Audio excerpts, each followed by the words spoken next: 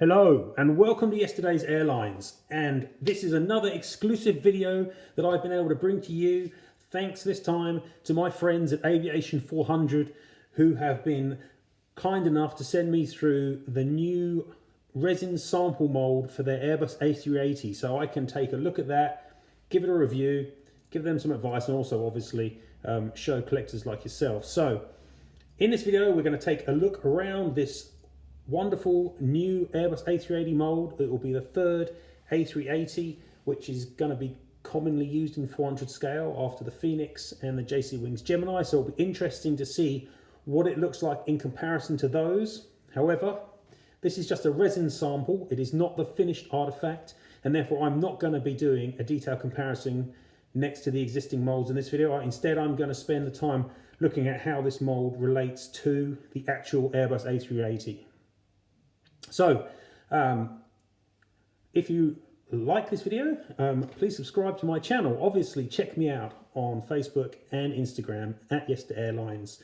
Join up to my Facebook group, 400 Scale in Detail, and check out the website, Yesterday's Airlines, where there's tons of material, including a written review about this very sample mold. So, what we're going to do now is I'm going to switch over. We're going to start taking a detailed look around this new A380 sample mold and see how it looks and feels in comparison to the existing real-life aircraft.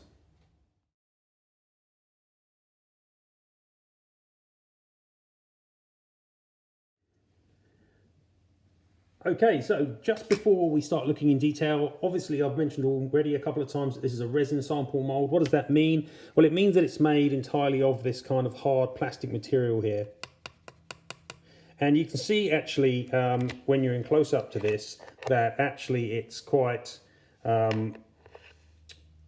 rigid, and it's quite rigid. You can see, there we go, you can just about see kind of how it's been pulled together as a resin sample. So you can see the lines on it, almost like wood grain, and the same on the wing. So it's not quite like it'll be on the finished article when this is all die cast, obviously, but nonetheless it does show a lot of the detailing that the die cast mold will have. And if you look close enough, you can see there's lots of small details, like for example the little just here, the little bump on the top of the fuselage there, and you know, when you look over at the belly, you can see that you've got things like the air intake scoops here, and even some undercarriage doors, and obviously flaps and ailerons, and you can see those, you know, despite the fact that you've got this resinous plastic being used.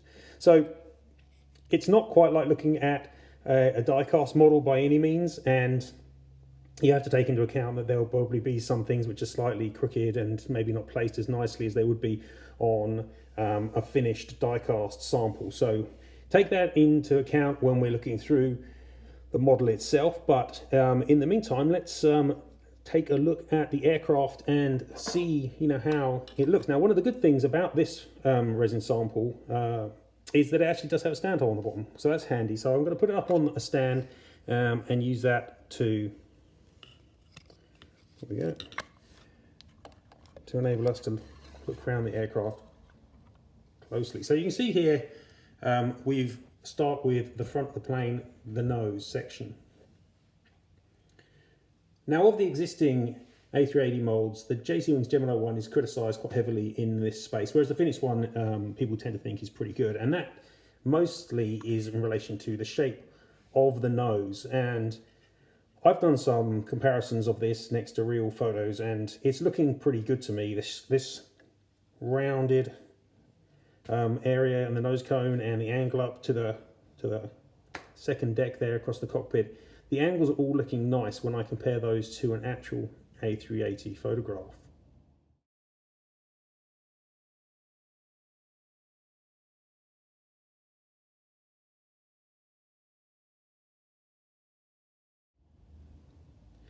Now, the other thing here, obviously, that we can see is the nose gear, and it doesn't go around, obviously, in this sample mold, but you can see that there's going to be quite a lot of detail, and there'll be more detail than there is on this plastic version here.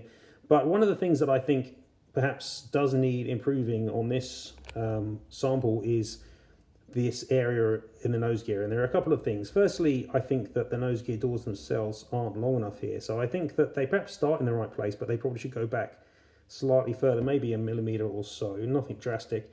The gear leg itself should be straighter and should be going up right into the back of the doors here. And obviously if the gear doors are slightly further back, then the main gear itself would be too. Now the other thing about the nose gear on this model, or at least one of the gear aspects, is the fact that the actual whole aeroplane kind of just sits slightly with a nose down attitude. And maybe we can see this if I put this up on here. You can just about perhaps see, if you compare to the background, that the actual plane slightly, and it's not as bad as it perhaps looks here, it's only by a millimeter or so, but it's slightly maybe too not level enough. I think, you know, if they either increase the height of the nose gear or alternatively decrease the height of the main gear, then you're going to get that level back which you should be getting on an A380. So I do think that there's an area for improvement there as well, in the sense that the nose gear is either too short or potentially it's the main gear which is slightly too long. Well, either way, the plane slightly sits with a nose down attitude. But the nose itself and this angle around here all looks nice. It's great that we've got the little dome moulded in this case. I know that, for example, on the jcwings version of this airframe, that's an extra add-on, not a moulded in section. And you can also see that we've got a really nicely contoured fairing here before the wing, and then where the wing joins nice tight and looks really good. So the fuselage of this sample model is generally, you know, very, very good. And if we continue moving along and look across, then I don't have any major issues with the fuselage shape itself. Another interesting area of the model is the tail cone, which has this very chunky back end here, but there is some detailing on this. It's difficult to pick up there. You can probably just about see it. You can see that they actually have detailed the tail cone in. It's just very hard to pick up on this resin sample. Another thing which this has got going for it here on the tail is that you can see it's got a free rudder, which is nice, as all modern 400 scale models do. And the general shape and angle of the rear fuselage here is good, and the tail, in my opinion, looks excellent as well in terms of its shape and the sharpness at the top and all of those aspects. So I'm quite pleased with the rear of the aircraft. Now, the horizontal stabilizers are another area where I think they've got the shape really nicely down here, and there's no major problems with the shape of these. However, I do think that they do sit at slightly the wrong angle. If you bring the aircraft up on its side, you'll see that they actually have quite a large dihedral here, and they stick up quite a lot. And it actually is more than on the competing molds, and certainly more than in most of the pictures of an A380 I can see. I mean, I said I wasn't going to do this, but if I just bring across, for example, the jcwings version, then you can see that actually they sit slightly lower. So I think that there's another area where they might want to do a little bit of work, just lowering the outer edge of these somewhat so that they don't sit quite as high. But broadly, if we're looking at the fuselage of this A380 sample here, then I'm actually really pleased with the shape around the nose, the shape around the wings, and at the tail cone. And it's really only those extra parts, the nose gear length and slight positioning, and the angle of these horizontal stabs, which I think perhaps needs a little bit of work.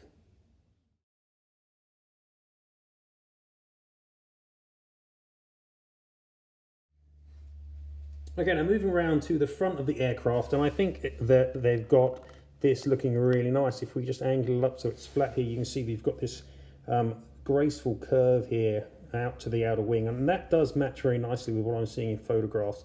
The shape of the fuselage itself, again, is fine, and you can see the undercarriage, even on this sample, is looking rather delicate and nicely positioned. Another thing which obviously you're going to get on a modern model like this is you're going to get see-through fan blades. I believe that these will spin on the actual model, but they don't spin on this sample. So, but otherwise, I don't really have any issues here. Again, I think you can see that the angle of The horizontal stabilizers here is a little bit high at the outer edge, which is basically what I mentioned a minute ago. But broadly, I'm really liking how this mod is looking from the front. No major issues there at all. And if we continue to turn her around, again, looking really good. And you've got to bear in mind, obviously, that because this is Aviation 400, there's a good chance, in fact, there's almost a certainty that you're going to be getting the nav beacons on the top and the bottom, like you do on their other molds, the little jeweled plastic pieces.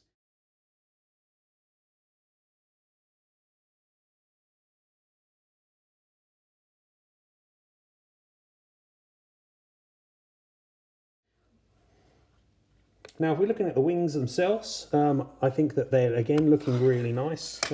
Big, strong, heavy wings, but the model has them, nicely fine and really in good shape for the winglets here, I think. And if we flip over to the underside, then we've got really nicely detailed flap track fairings, really big and strong and in the right position and number and coming off the pylon here. And you can see that also in the right light anyway, that you've got the detail for the flaps themselves and the ailerons too. Now, one of the other things that this model perhaps does have a little bit of is that if you hold it to the side here, you can see just about maybe that the engine slightly droop here. And I think that's probably just a part of the way the resin sample is built. I doubt that'll be a big issue on the actual die-cast version, but it's something to watch out for, and definitely they should be obviously more level. So maybe it's just the way they've been attached on the resin sample. There'll be something to see, but certainly something that we want to make sure is not an issue when this goes to production.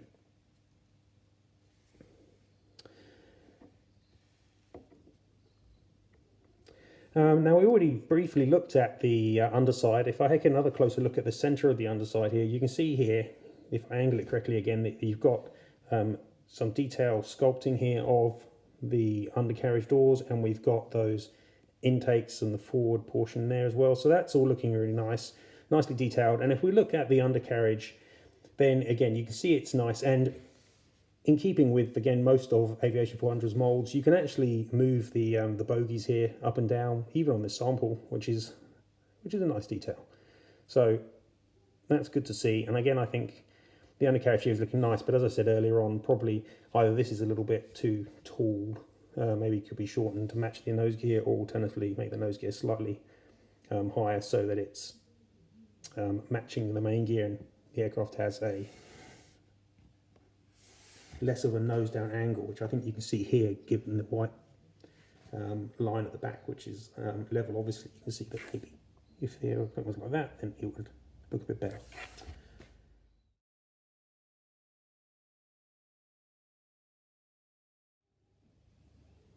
Okay, so that's just a quick look around the new A380 from Aviation 400, the sample resin model that they've sent me through. They're going to be making more changes to this sample before they get it into die-cast and before they start producing models in 400 scale, which is probably likely to happen either at the very end of the year, I imagine, or possibly into early 2022, who knows.